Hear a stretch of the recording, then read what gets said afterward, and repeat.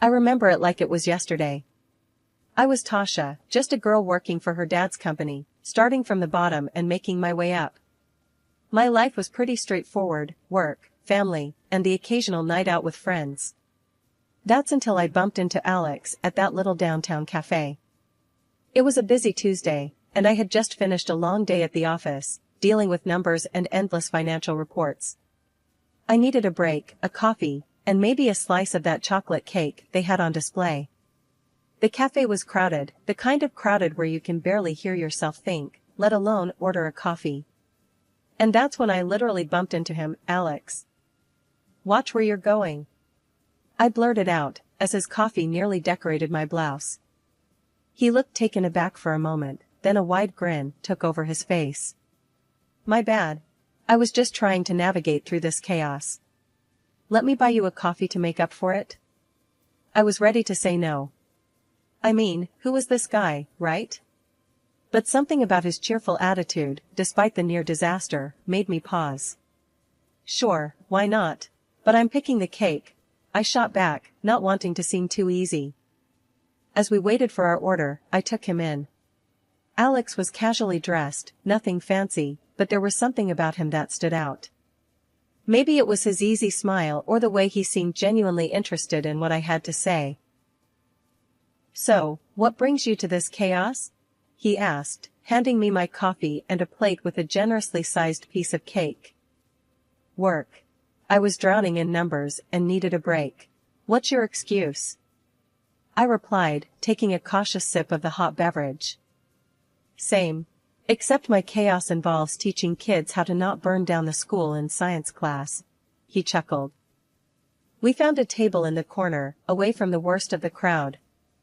As we talked, I learned that Alex was a high school science teacher, loved bad puns, and had an affinity for old movies.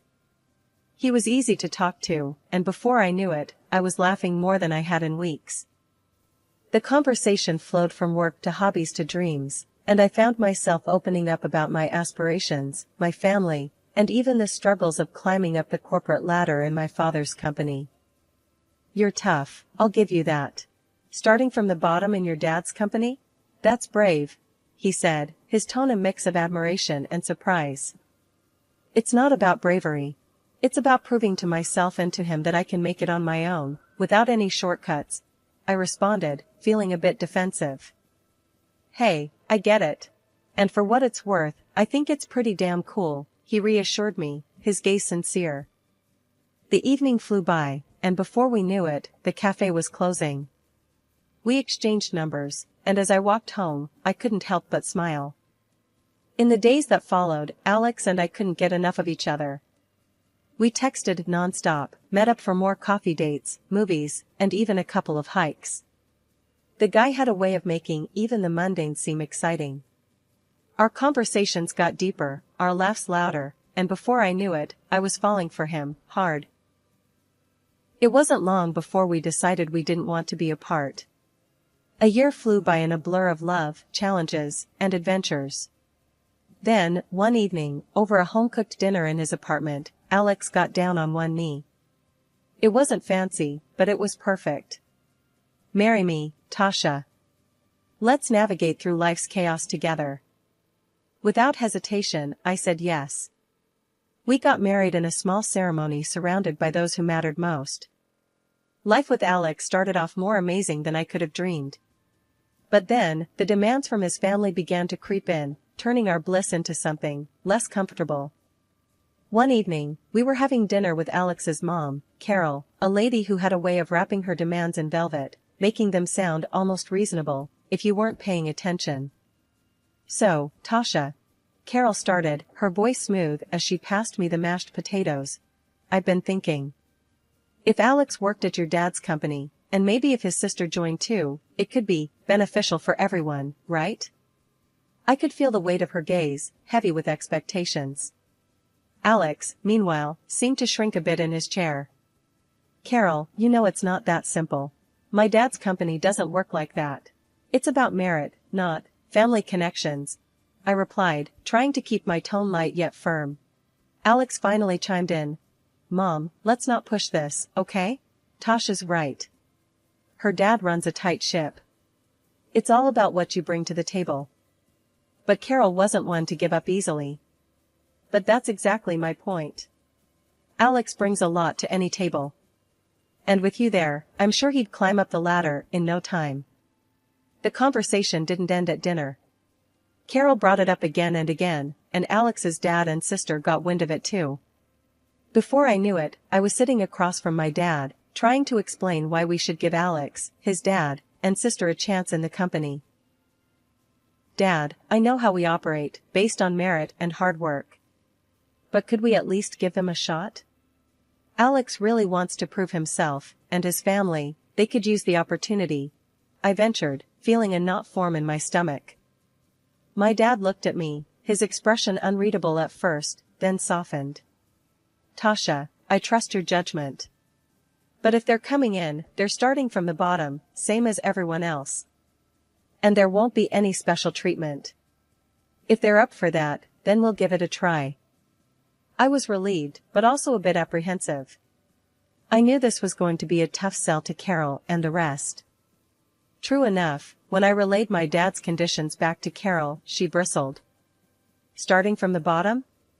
But surely, with you there, they could get a helping hand? I shook my head, firm. No, Carol. It's how my dad runs his business. It's fair. Everyone gets the same treatment. Somehow, they all agreed, albeit reluctantly. 2 months after the whole ordeal with Alex's family joining my dad's company, things hadn't really cooled down. In fact, they heated up again when Carol, my mother-in-law, decided to stir the pot. She was over for what I thought was a casual visit, but then she launched into it. Tasha, I just don't get it. My daughter's been with your dad's company for a while now, and there's no talk of a promotion or a raise. What's going on? I tried to keep my cool, really, I did. Carol, you know the company policy. It's all about performance, and honestly, she's not exactly putting in the effort. Leaving early, making careless mistakes, it's just not how we do things. Carol huffed, clearly not satisfied with my answer. That's just your excuse. You could help if you wanted to, but you don't. You're not looking out for us.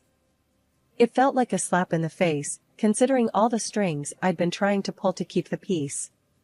And then there was Alex. Whenever we were alone, he was all understanding, nodding along to everything I said. But the moment Carol was in the picture, it was like he switched sides faster than a politician in a scandal. And sure enough, that same evening, Alex came to me, all riled up after a chat with his mom. Tasha, this isn't right. I'm working hard, and so is my sister. Why are we still at the bottom? You need to talk to your dad. We deserve better pay. I looked at him, disbelief washing over me.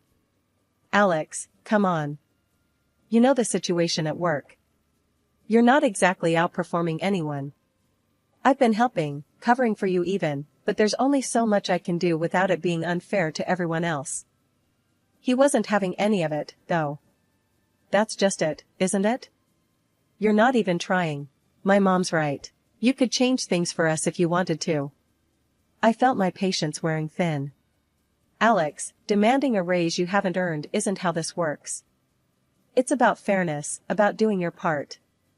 And right now, you're not living up to that. Life, as I knew it, came crashing down one ordinary Wednesday afternoon. The call came in just as I was wrapping up at work, a number I didn't recognize flashing on my phone screen. I almost didn't answer, but something nudged me to pick up. Is this Tasha? A voice asked, formal and unfamiliar. Yes, speaking. Who's this? I replied, a knot forming in my stomach. I'm afraid I have some bad news, the voice continued, and just like that, my world stopped spinning. The details that followed blurred into a haze of disbelief. There had been a train accident, and my parents were on that train. They didn't make it. I stood there, phone still in hand, long after the call ended, unable to move, to think, to feel. It was Alex who found me, who took the phone from my hand and wrapped me in his arms as the dam inside me broke. We need to get you home, Tasha. Come on. he murmured, but his voice seemed miles away. Home. The concept felt so foreign now. What was home without the people who made it so? The days that followed were a blur. Funerals, lawyers, sympathetic looks from people who murmured their condolences, without really meeting my eyes. And through it all, Alex's family hovered like vultures, their presence more oppressive than comforting. It was during one of those hazy afternoons, when Carol decided to bring up the subject I was least prepared to discuss, the inheritance. Tasha, dear, now that this unfortunate business is settled, we need to talk about what comes next. Your parents' assets, the company, it's a lot for you to handle alone, she said, her tone a grotesque mix of sympathy and greed. I stared at her, incredulous. Carol, my parents just died. Can we not do this right now? But she was relentless. I know, dear, and I'm just looking out for you. And let's be honest, for Alex too. This affects all of us now. Alex said nothing, his eyes fixed on the floor. That silence, that failure to stand up for me, cut deeper than any of Carol's words. It all came to a head a few days later, when the entire family was over at our place. Carol, Alex, his father, his sister, they all acted like they owned the place, discussing plans for the house, the company, as if my parents' lives were nothing more than assets to be divided. Tasha, we were thinking, Carol began, her voice echoing in the living room. It makes sense for us to move in here. It's what your parents would have wanted, for us to take care of you. Take care of me? I repeated, my voice rising. Or take over everything they worked their lives for? Alex finally spoke up, but not in my defense. Tasha, it's practical. We're family now. We should stick together. Family? I shot back, my patience finally snapping. Family doesn't swoop in at the first sign of inheritance like it's some free-for-all. My parents aren't even cold in their graves, and here you are, planning your new lives in their home. The argument escalated, words thrown like daggers, each one exposing the rifts that had been forming for months. In the end, I stood alone in the living room, my stance clear. I want everyone out, I said, my voice steady, despite the chaos raging inside me. Out of this house, out of my life. I need space to grieve, to figure out what comes next, and I can't do that with you all circling like sharks. The fallout was immediate. Alex and his family left, but not without parting shots that stung with accusations of ingratitude and selfishness.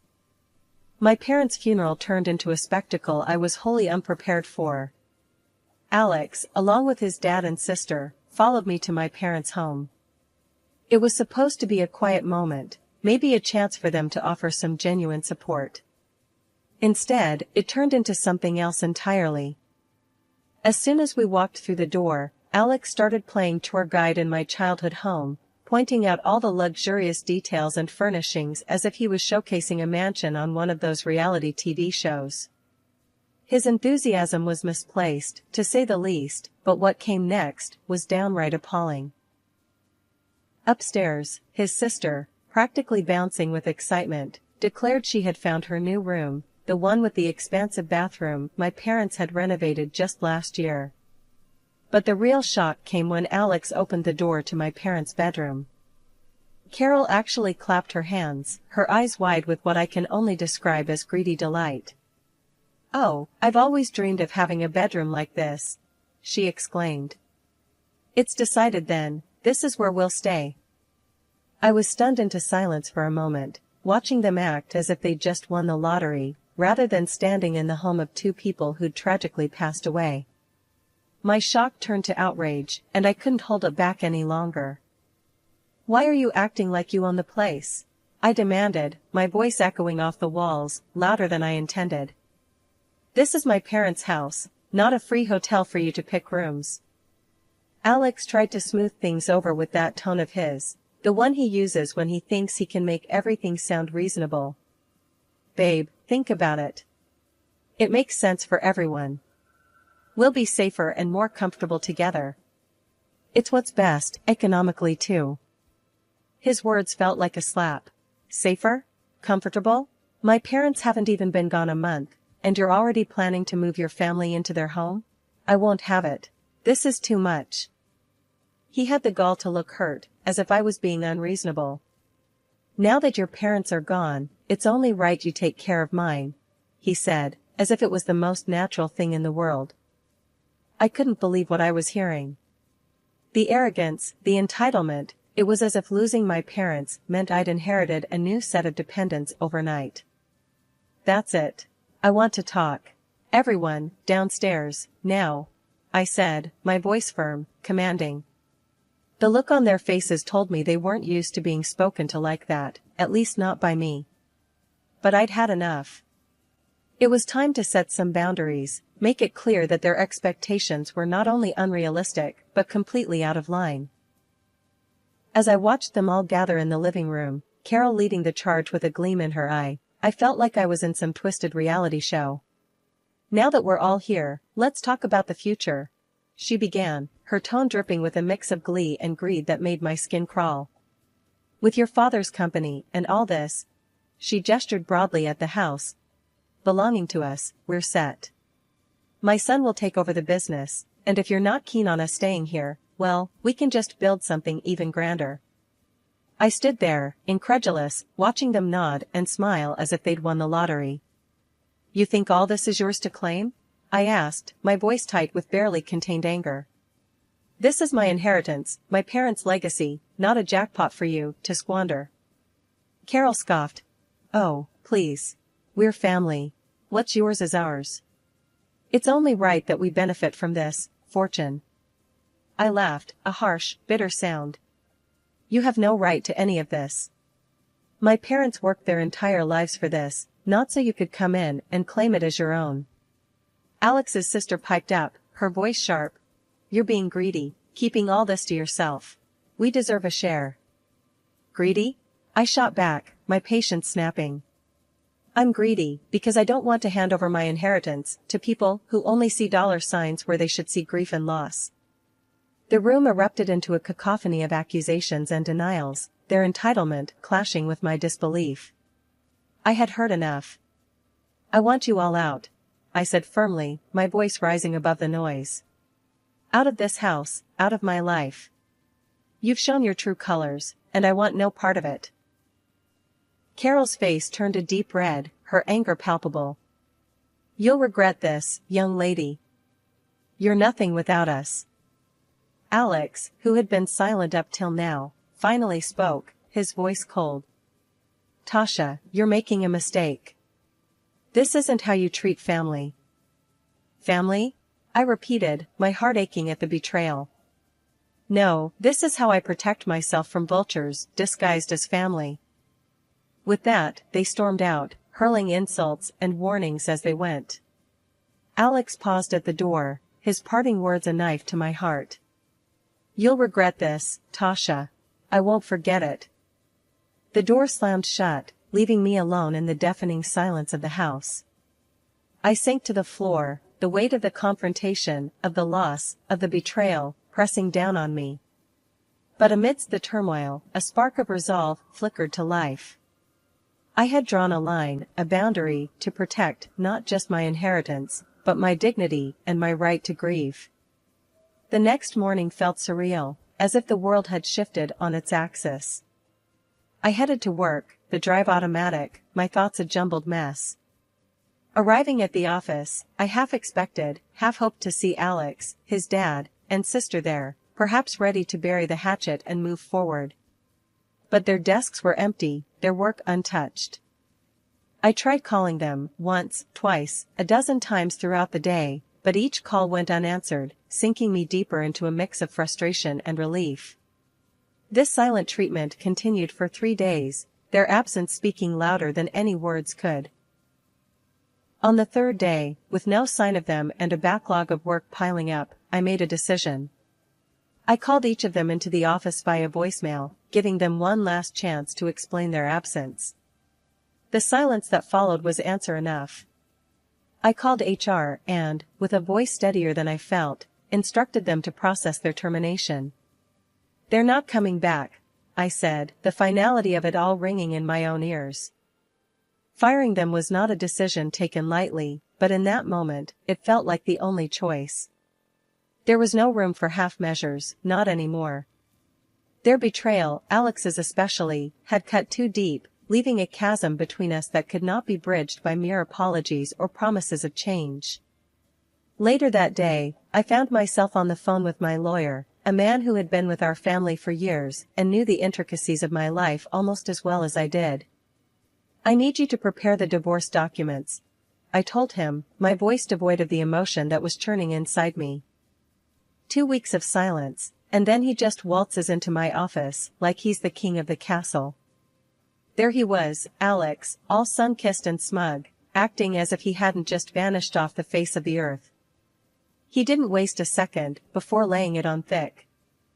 "I've decided to forgive you," he announced, making himself comfortable in my dad's chair, feet rudely slapped onto the table.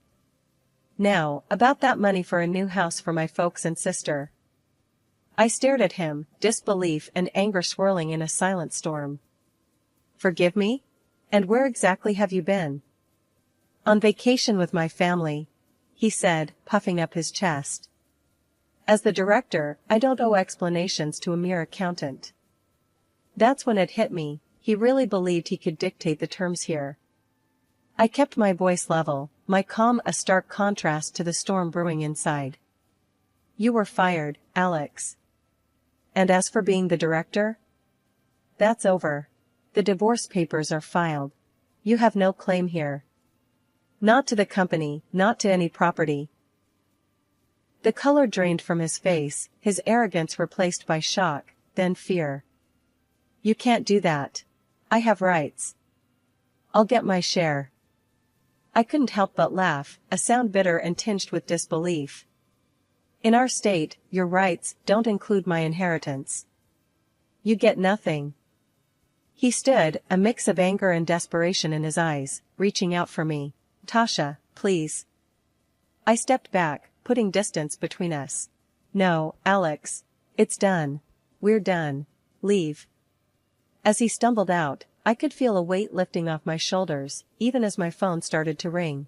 "Carol." Her voice was as pleasant as nails on a chalkboard. "You ungrateful girl. How dare you treat us this way?" I listened, her words washing over me, without leaving a mark. "Don't call me again, Carol. It's over. Goodbye." Hanging up, I sat back in my chair, the silence of the office wrapping around me like a blanket. It was over. Really over. I felt a mix of relief, sadness, and, most surprisingly, freedom. Freedom from their expectations, their greed, and their manipulation.